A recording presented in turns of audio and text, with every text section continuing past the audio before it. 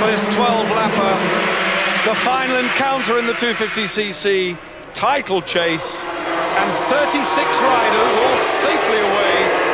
And believe me, this is going to be a really frantic one. They're all round Paddock Hill Bend up towards Druids, and that's Bosworth leading from Alan Carter, number 2. So number 3, Nigel Bosworth, the man who has to win this race, or certainly needs to win this race to clinch the title, is being chased by Alan Carter.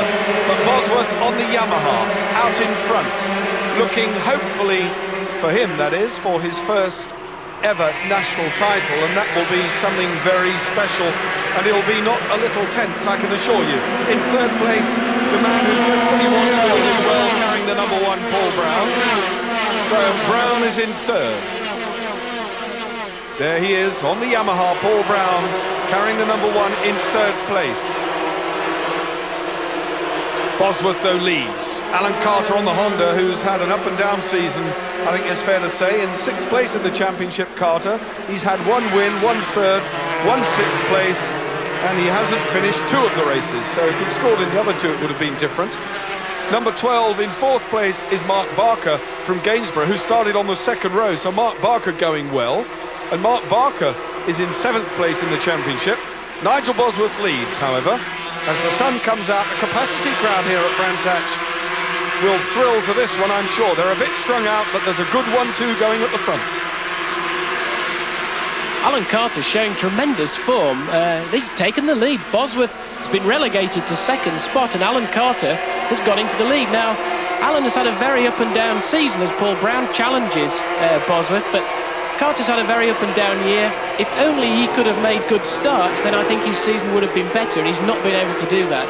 However, in this race here today, he's shown that he can make the start, and he's leading the race.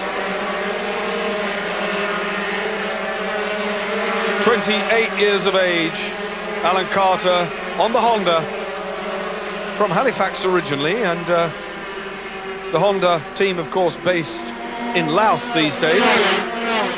Carter, the sole Honda man on 250s, well, apart from Phil McCallum, who's also been riding Hondas on the true road circuits, but Carter really the man on whom they've pinned their hopes for the 1992 season, and is very capable of wins at national and international level, and shot to stardom when he won the French Grand Prix at 18 years of age.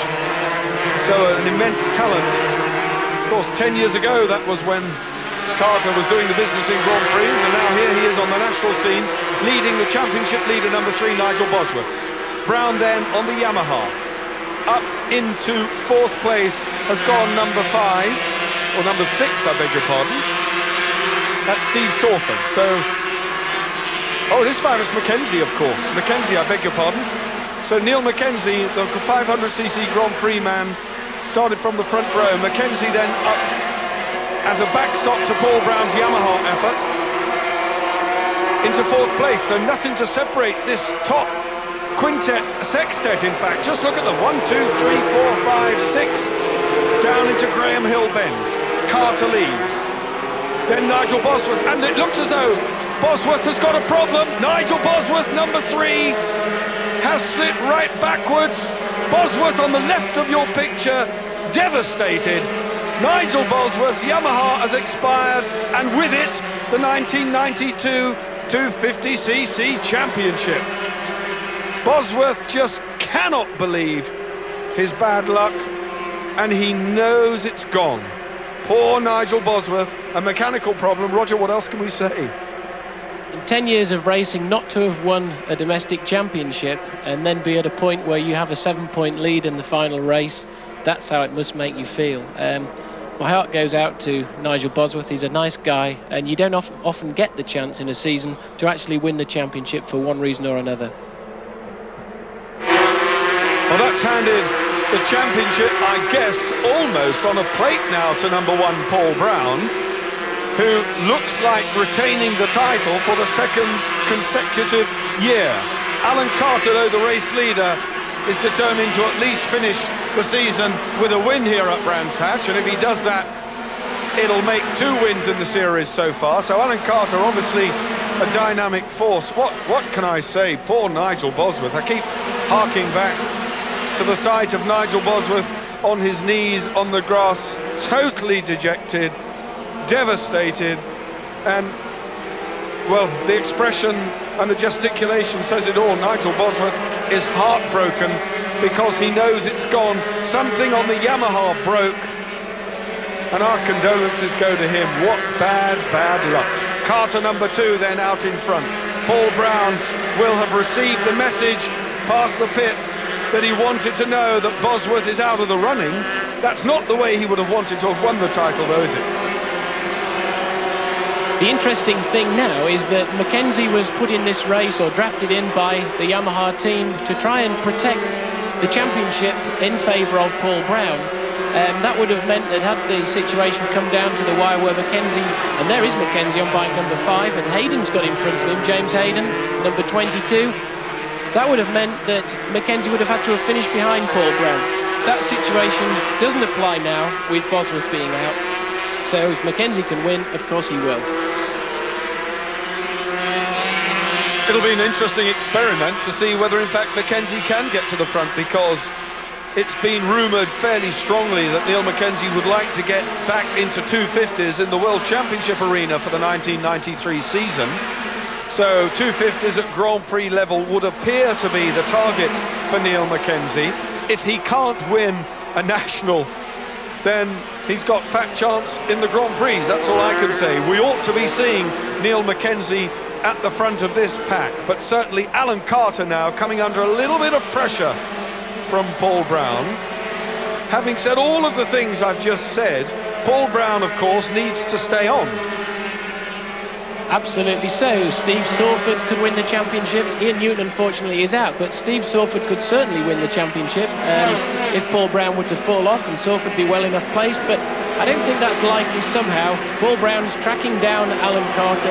Lap by lap, he's getting inches and inches closer, and he looks every inch a champion. The 24-year-old then, number 1, Paul Brown. Mara, as he is known, his nickname is Mara. He is the protege, really, of British champion Rob McElnay, and Rob took him under his wing some 3 seasons ago, identified the very, very strong talent that Paul Brown possessed, and he really came to the fore in the tail end of the 1990 season, and took the championship in 91, much to the astonishment of the established 250cc regulars. And Alan Carter, the man leading this race, number 2, was one of those men who was very much surprised by the talent of Paul Brown. And 1-2 last year, they're now 2-1 in this race. And it's going all the way down to the wire here, I think, in terms of the scrap for the lead. Paul Brown would very much like to win the title on a high note. 3rd place is the astonishing talent of James Hayden, the 18-year-old from Amersham. Nigel Bosworth is absolutely devastated. He just can't believe it. The psychological pressures on a rider, of course, Roger, coming up to a meeting like this, all throughout the practice sessions and the day before, must be enormous.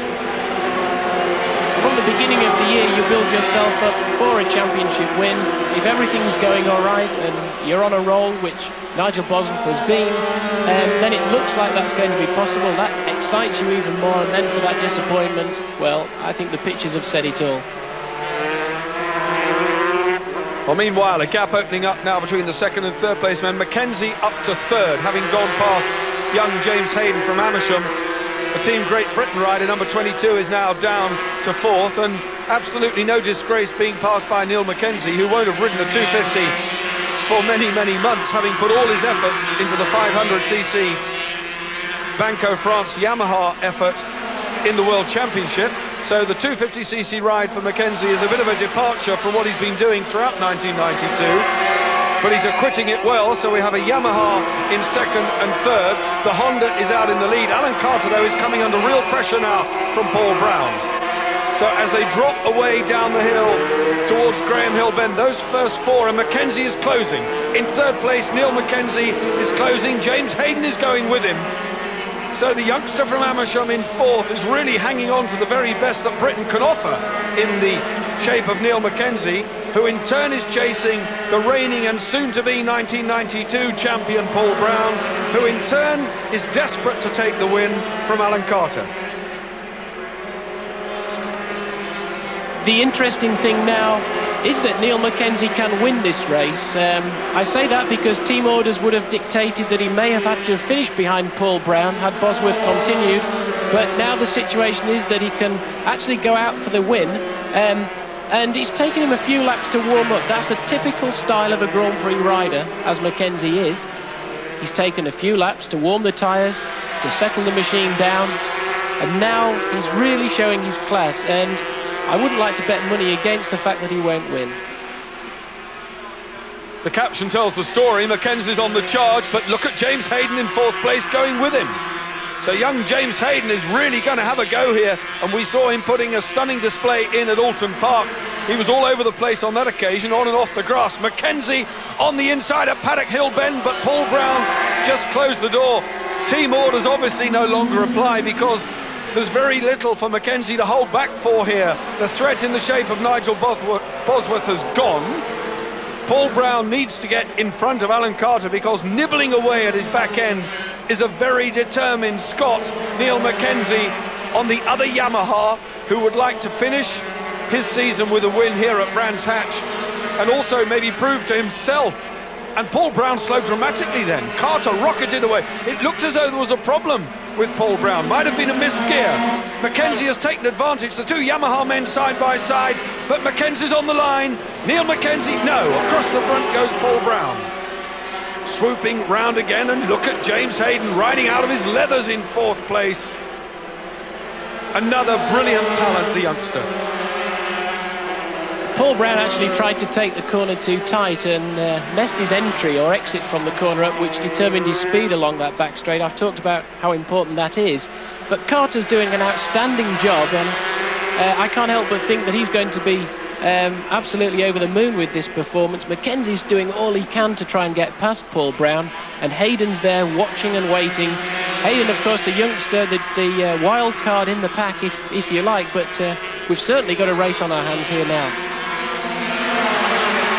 Oh, your words, not mine, Roger. The wild card James Hayden, who lists among his hobbies off-road riding and mountain biking. Well, let's hope he keeps the off-road riding to some other time other than here at Brands Hatch, because he's really mixing it with them now, and I don't think he's going to be happy with fourth place. Mackenzie then still in third. A bit of pressure coming from James Hayden, having been relegated to fourth. He wants the third place back again. Alan Carter, the Honda, going really well, the RS Honda of Carter going very well ahead of the reigning champion. James Hayden having a good sniff again to see if he can grab third place. A look over the shoulder from Paul Brown, who's maybe just a little bit puzzled as to the aggressive tactics of Neil Mackenzie, who's proving to be not only a good backstop for him on Yamaha, but also a fairly aggressive adversary. Carter, Honda, leads Yamaha, and Hayden on another Yamaha in fourth place. The man who was missing from this race and would have given it a bit more sparkle as well, if that needs any more sparkle than what you can see at the moment, of course, is Ian Newton, because his Aprilia very quick, and sadly problems in practice meant that Newton couldn't start on the Aprilia. But James Hayden still in fourth, Mackenzie still in third. Alan Carter would have liked to have cleared off, but it's not going to happen, is it? It's certainly not going to happen. Mackenzie, I can't quite understand Mackenzie's tactics. I've ridden with him many times in the past on 500cc machines. I've always thought that he specialised and was at his best on this capacity class, which is the 250cc machine.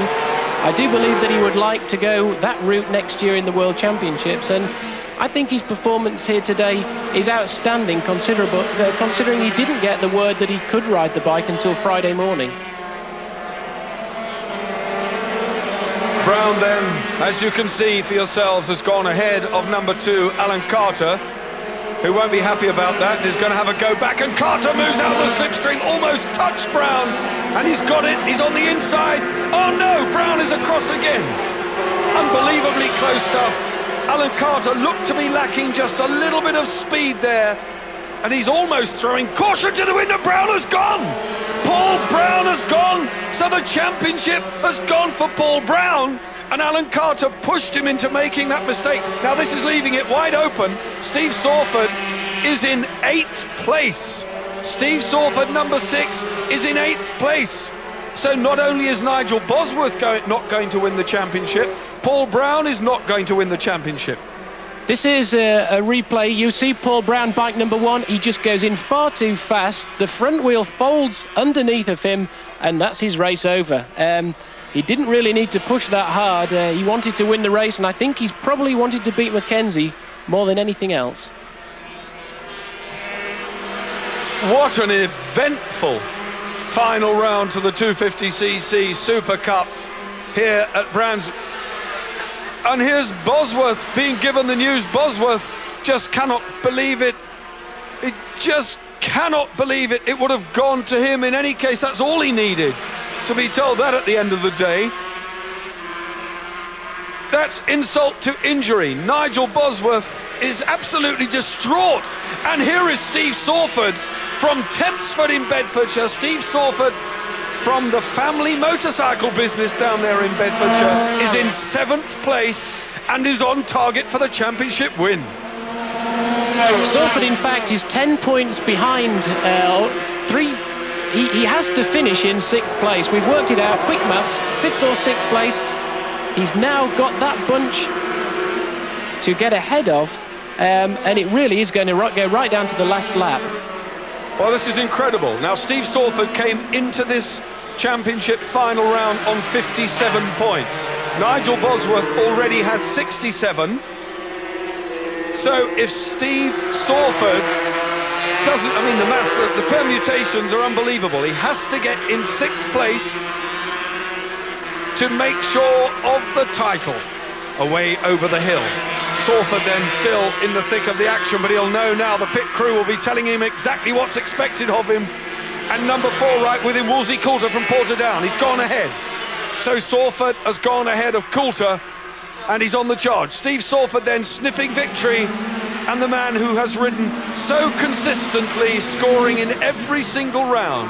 3rd at Donington, 4th at Mallory, 5th at Snetterton, 7th at Cadwell, 7th at Alton Park, needs to finish in the top 6 here at Brands Hatch to be sure of the 1992 Super Cup title. What an incredible situation. I've got accurate mathematics now, and Sawford needs to finish in the position that he's in, and that is 5th place. That will give him 11 points, and having said that, Coulter's challenging. It's neck and neck. He needs to finish 5th for 11 points to give him the championship win. If he fails to do that, Bosworth can still win the championship. Well, I wonder if Nigel Bosworth has done the mathematics for himself. He's still wandering around, shaking his head. He'll have his computer in his hand and he'll be frantically hitting the buttons. This really is an unbelievable situation, and the ups and downs of motorcycle racing are here for everyone to see. Oh, so certain it was going to be for Bosworth, and oh, so certain it was going to be for Paul Brown. Not so for either of them. Bosworth broke down, Paul Brown threw it away, luckily without injury, of course.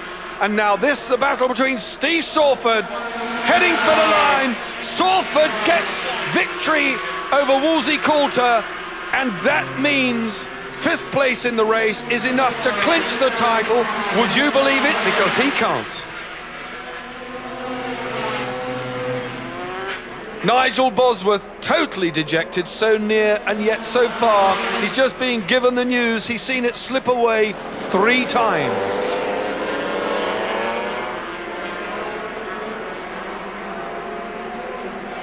Paul Brown a little bit quieter and a bit reflective, I'm sure, on what might have been had he not slid off. He can't believe it. Bosworth can't believe it. But Steve Sawford has clinched it through being very consistent.